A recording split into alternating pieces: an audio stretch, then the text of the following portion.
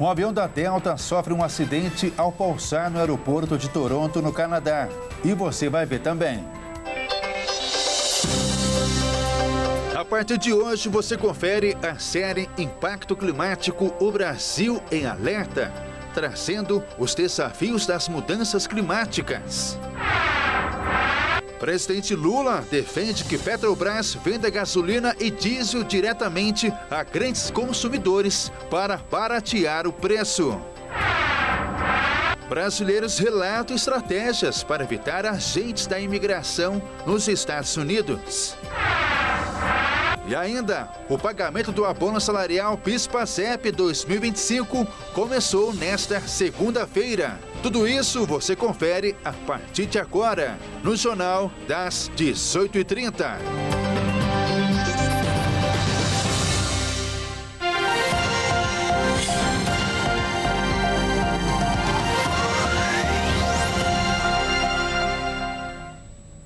Olá, seja muito bem-vinda e bem-vindo. Nós estamos ao vivo agora, são 18 horas e 37 minutos pelo horário de Brasília. Eu sou Ismael Nascimento e a partir de agora você confere comigo as principais notícias desta segunda-feira. Um avião da Delta sofreu um acidente ao pousar no aeroporto de Toronto, no Canadá, nesta segunda-feira. A aeronave, um Bombardier CRJ-200, capotou. O voo vinha de Minneapolis, nos Estados Unidos. Segundo a polícia local, ainda não estão claras as causas do acidente. O aeroporto de Toronto informou que equipes de emergência atuaram no local e as operações do aeroporto foram interrompidas. E há ao menos 8 feridos, incluindo uma criança e 2 adultos em estado grave. Mas a maioria dos passageiros saiu ilesa da situação. Havia neve no momento do pouso. A cidade de Toronto tem sofrido com nevascas nos últimos dias. Segundo a imprensa local, caiu mais neve na cidade na última semana do que em todo o último inverno. A partir de hoje, você vai conferir uma série em 5 episódios sobre as mudanças climáticas e como ela tem afetado a vida da população, dos animais e também do próprio planeta. Esta é a série Impacto Climático, o Brasil em Alerta.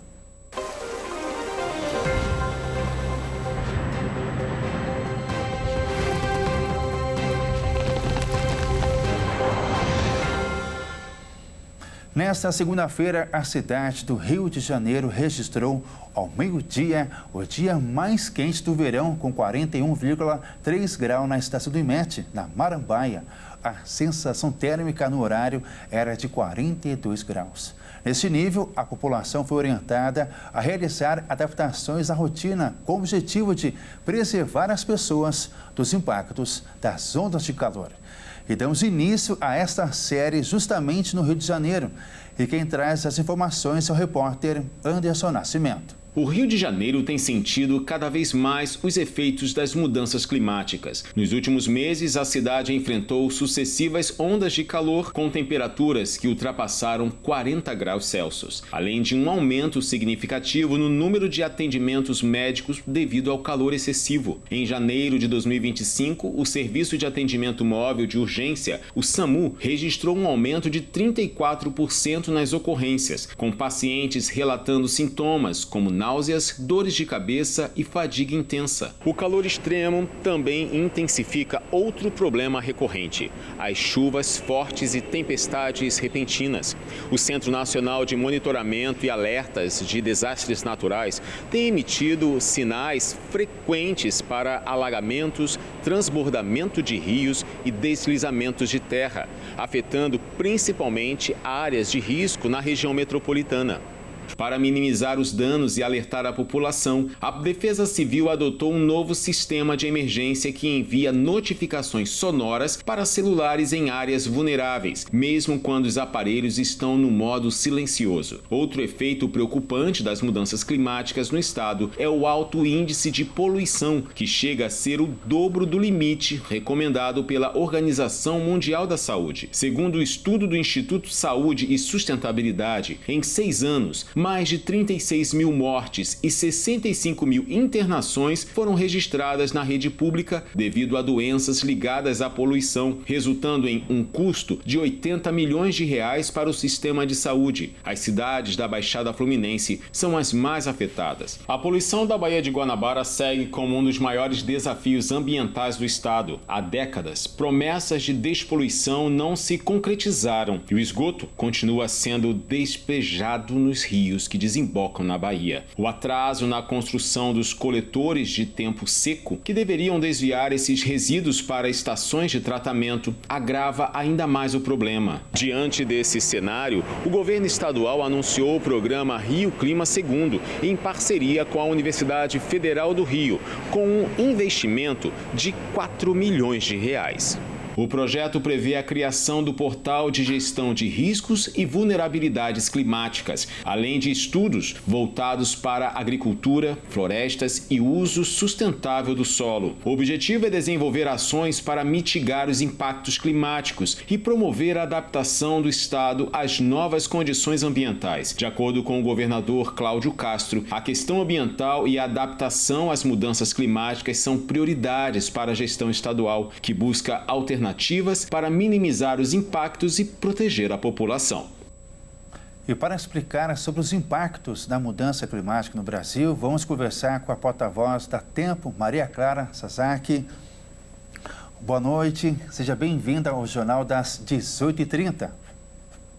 Olá, muito boa noite, Ismael. Boa noite também a todos que nos acompanham. Mais uma vez aqui falando de temperaturas elevadas, né, Ismael? Isso, muito obrigado por ter topado em participar aqui dessa série especial. As altas temperaturas e as chuvas fortes são um dos principais impactos das mudanças climáticas que já podemos observar no Brasil em termos de alterações no tempo e no clima. Sim, eventos extremos no geral, né, Ismael? São condições relacionadas a mudanças climáticas, não só chuvas em excesso, não só temperaturas em excesso. A gente acaba repetindo mais esses fenômenos agora porque estamos no verão, mas quando estamos no período de seca, as secas severas, as queimadas em excesso no Pantanal também são um reflexo das mudanças climáticas. E a gente tem observado esses eventos extremos aqui no Brasil com muita frequência, né? Nos últimos anos, nas últimas décadas, a gente tem relatado cada vez mais um intervalo de tempo muito curto entre a ocorrência desses fenômenos. Não que antigamente a gente não tivesse a ocorrência de eventos extremos, eles aconteciam também no passado. Só que o que a gente tem notado nos últimos anos é que o intervalo de tempo está muito menor entre um evento extremo e outro, né? A ocorrência de um evento extremo e outro, Ismael. Perfeito. E quais regiões do país estão mais vulneráveis aos efeitos das mudanças climáticas? Existem diferenças significativas entre o norte, o nordeste e sul do Brasil? Todas, viu? Todas as regiões, viu, Ismael? Não dá para falar assim, tem uma região que é mais, uma região que é menos. É o planeta inteiro e que tem, né, essa vulnerabilidade com relação às mudanças climáticas. Isso afeta todo o planeta Terra como um todo. Oceanos, geleiras, continentes. Aqui no Brasil não é diferente. Todas as regiões estão aí vulneráveis, né, a essas mudanças climáticas. No Sudeste, a gente tem visto chuvas muito volumosas, temperaturas muito elevadas. No Sul também, né, tivemos no ano passado enchentes muito volumosas na região de Porto Alegre, que causaram danos históricos que nunca tinham acontecido antes, um volume tão elevado. E então todas as regiões têm sofrido. No Nordeste, né, as vossorocas, que ameaçam inclusive a região de Buriticupu, no Maranhão. Tem as cidades ribeirinhas da região norte do Brasil que enfrentam secas severas. Então todo o país está aí sob influência e vulnerável a essas mudanças climáticas, Ismael. Certo. E quais são os principais riscos das mudanças climáticas para a população? Olha, como um todo, né, Ismael? Como a gente vem comentando aqui, efeitos com relação a temperaturas muito elevadas, temperaturas muito acima da média, né? A gente, já que estamos falando de onda de calor aqui para o Sudeste, os valores chegam a ficar até 10 graus acima da média climatológica para o período nos estados do Sudeste do país. Chuvas muito intensas, muito volumosas, acabam danificando ou mudando, né, a geografia de uma região, a geografia, por exemplo, numa área que foi alagada, a gente tem uma mudança daquela geografia, as pessoas são obrigadas a sair de suas residências. No caso de cidades que ficam nas áreas costeiras, quando o nível dos rios, do nível do mar começar a subir, é possível que as praias desapareçam de algumas regiões e a gente tem as casas invadidas por águas do mar que acabam subindo devido ao aumento aí do nível dos rios, né? Devido também ao degelo das áreas do polo, das áreas de geleira, Ismael. Tá certo. E se nada for feito para combater as mudanças climáticas, como o Brasil pode ser afetado nos próximos 10 até 20 anos?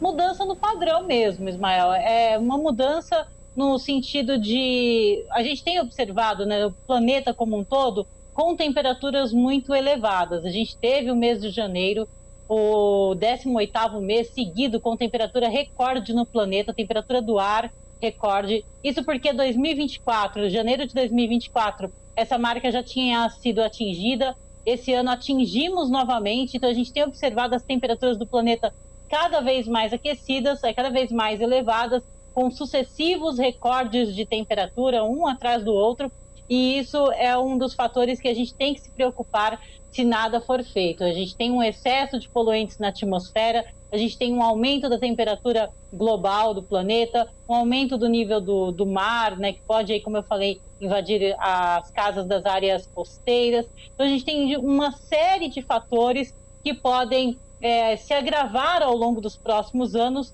se nada for feito para conter aí, principalmente a gente fala, né, nesse aquecimento global que gera um excesso de energia na atmosfera e potencializa os eventos extremos, Ismael. Maria, esse assunto é muito importante de conversar. E para encerrar, né, nesse bate-papo, né, como vai estar o clima ainda essa semana em todo o Brasil? Muito quente, principalmente aqui no Sudeste, na maior parte da região Nordeste do Brasil também, em Mato Grosso do Sul. A gente deve ter temperaturas como hoje, né, superando aí 40 graus, como foi o caso do Rio de Janeiro, Baixada Santista, aqui no litoral do estado de São Paulo, áreas também de Mato Grosso do Sul, uma sensação térmica acima até mesmo da temperatura real. Essa condição de temperaturas mais elevadas vai se estender ao longo da semana e na região sul nós temos agora uma frente fria que já provocou temporais nos 3 estados da região e ainda tem potencial para provocar chuvas fortes entre Santa Catarina e o estado do Paraná até meados dessa semana. Depois a frente se afasta, a gente tem um períodozinho de tempo mais firme na região sul do país. Mas o que a gente pode esperar até pelo menos o final do mês de fevereiro é que na região sul as chuvas voltem a ganhar intensidade, então com volumes mais elevados até o final do mês de fevereiro, e aqui para o sudeste a chuva voltando lá para a virada do mês, lá para o mês de março a gente já deve ter chuvas voltando para São Paulo, Rio de Janeiro e também metade sul de Minas Gerais. No norte e no nordeste, Ismael, o que a gente pode esperar? Região norte ainda com tempo muito abafado, muito úmido em todos os estados, e no nordeste chuvas frequentes entre o Maranhão, Piauí e Ceará também, Rio Grande do Norte também com essa condição de chuvas frequentes e volumosas. Bahia, Pernambuco, Piauí, sul do Piauí, na verdade, interior da Paraíba são áreas que merecem atenção para temperaturas elevadas nesta semana, assim como áreas também aqui do Sudeste, Minas, Espírito Santo, Rio de Janeiro e São Paulo também, viu, Ismael? Tá certo, conversamos com a porta-voz da Tempo, Maria Clara Sasaki. Muito obrigado por sua participação e uma boa noite. Boa noite. Amanhã vamos falar dos impactos das mudanças climáticas que acontecem no Mato Grosso do Sul. E veja a seguir, presidente Lula defende que Petrobras venda gasolina e diesel diretamente a grandes consumidores para baratear o preço. E ainda, o pagamento do abono salarial PIS/PASEP 2005 começou nesta segunda-feira. Nós voltamos já.